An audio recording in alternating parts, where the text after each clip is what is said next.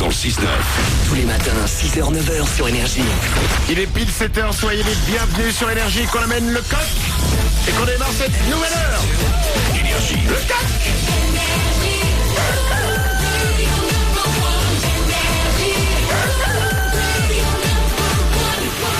Juste après les infos, je double votre salaire pour la première fois de la matinée. On s'écoutera Maud, il y aura aussi David Guetta, il y aura Katy Perry, c'est vos hits préférés. Soyez les bienvenus sur Énergie.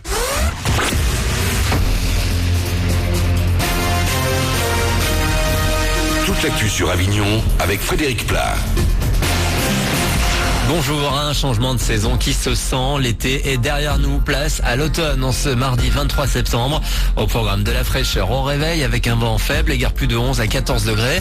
Côté ciel, un soleil le plus souvent voilé et des températures maxi qui vont encore grimper jusqu'à 26 degrés.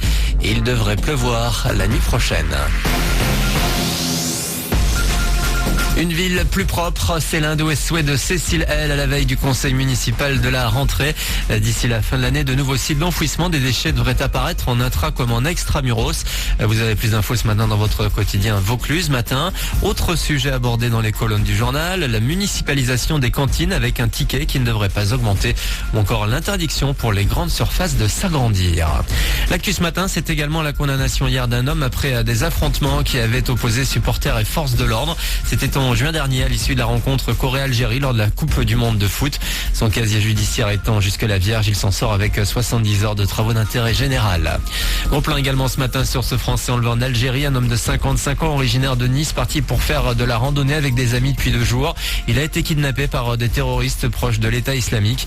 Ils menacent de tuer leur otage si la France ne stoppe pas ses bombardements en Irak dans les 24 heures. Menace prise très au sérieux par le gouvernement. On passe au foot avec hier soir le coup d'envoi de la 8e journée de Ligue 2. Valenciennes-Clermont en ouverture et les Bougnas sont inclinés 2-1.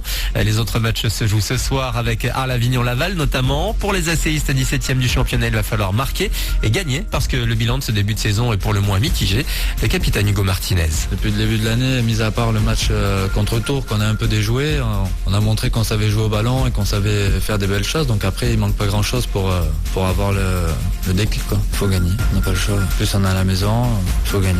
On est vaincu ici, il faut prendre les points à la maison. Il faut avoir un peu plus de régularité, faire une bonne série. Et de toute façon, c'est pas alarmant. On est à 3 points du 8e. C'est vrai que depuis le début de saison, les bons matchs qu'on fait, que ce soit à Nîmes, que ce soit Sochaux, les bons matchs qu'on a fait, on n'a pas gagné. Et contre Tours, le seul match qu'on n'a pas été bon du début à la fin, on a gagné. Peut-être qu'il faut jouer mal pour gagner en Ligue 2. C'est ça qu'il faut faire. AC à Laval, c'est donc à 20h50 au Parc des Sports en suivant aussi Nîmes qui accueille Châteauroux. Puis ce mardi, c'est également le coup d'envoi de la 7e journée de Ligue 1. On commence ce soir avec 2 rencontres. Reims-Marseille à 19h et Rennes-Toulouse à 21h. Voilà pour vos infos 7h02. Bon réveil avec Manu.